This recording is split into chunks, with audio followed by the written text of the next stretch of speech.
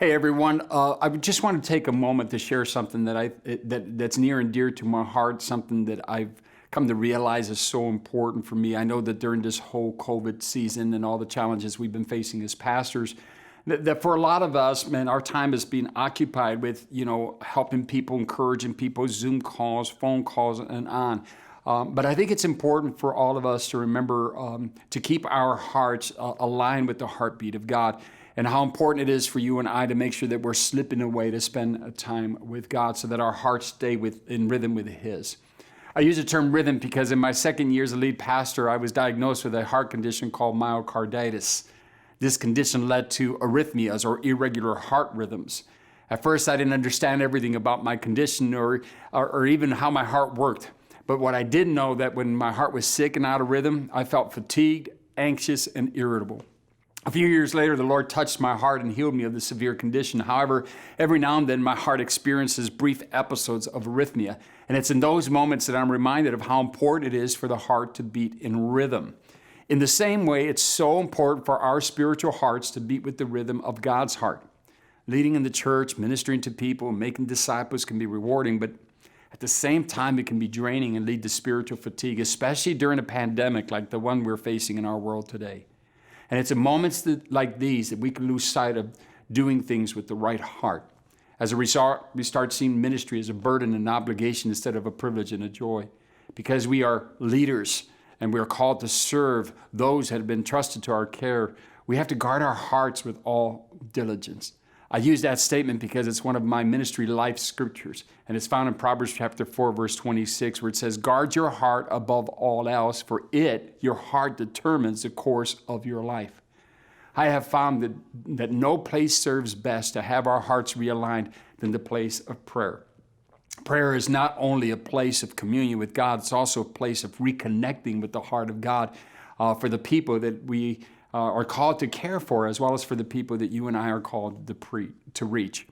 Prayer is so important when it comes to our effectiveness as leaders, whether it's leading a church or even just leading our families. I think Jesus modeled this so well for us, as He made sure that He broke away regularly from the work of ministry in order to pray.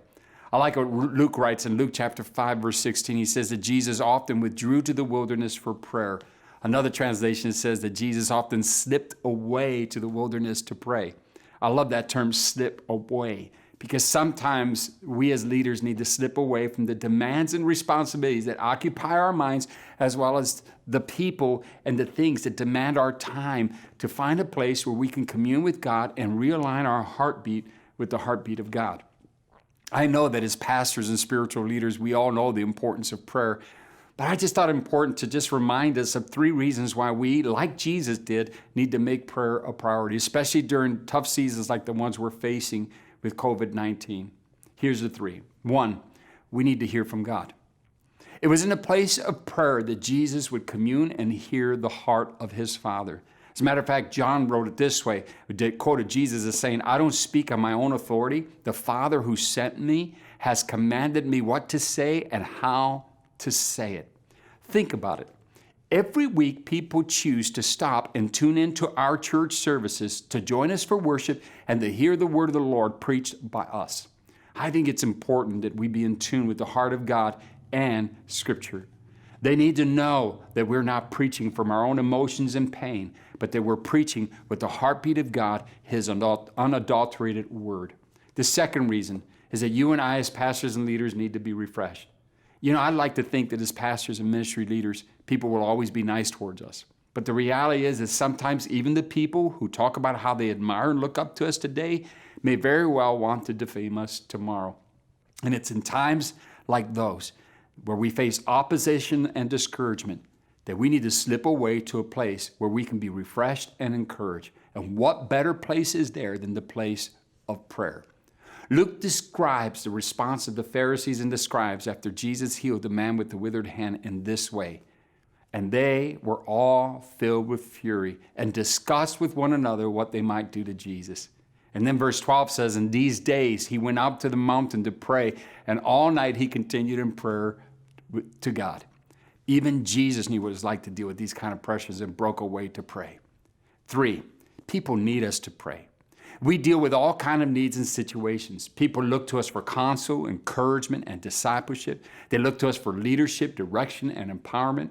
Many times we are even called to walk with people through pain, suffering, and even death. Ministry without prayer can be draining, and many times it's ineffective. Matthew describes one such event of a father who brought his son, who was demon-possessed, to the disciples of Jesus and wanted them to deliver him. But they couldn't cast the demon out. And after Jesus showed up and cast the demon out of that boy, the disciples asked Jesus privately, "Lord, why weren't we effective?" And you know what Jesus' response to him was? Mark writes this in Mark 9:29, and he said to them, "This kind cannot be driven out except by prayer and fasting." Our people need us to be leaders of the word and prayer.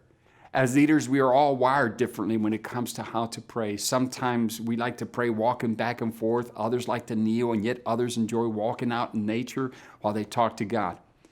I think our styles and forms of prayer are not as important as making sure that we slip away and commune with God to listen to his heart. Remember, making disciples and ministering to people requires that our hearts are beating with the heart of God. A heart that loves like Jesus loved and serves like Jesus served. A heart that ministers because it wants to and not because it has to. This kind of heartbeat will always be found in a place of prayer. And I want to remind you that we need to learn to slip away and pray. Slip away. Let go of some of the things we're holding on to, some of the things we think are very important or more important than anything else, like even just sermon prep or strategizing and planning with our team. Sometimes we need to let those things slip away for the moment so that we can go and be in prayer with God. My heart's desire for you, for our leadership, even for my own life, is that we would learn to not be too busy to not pray. Let's learn to slip away and pray. May God bless you. May God keep you. May God make his light to shine upon you. I so appreciate MFI and so appreciate my family. God bless you all. Enjoy the rest of your day.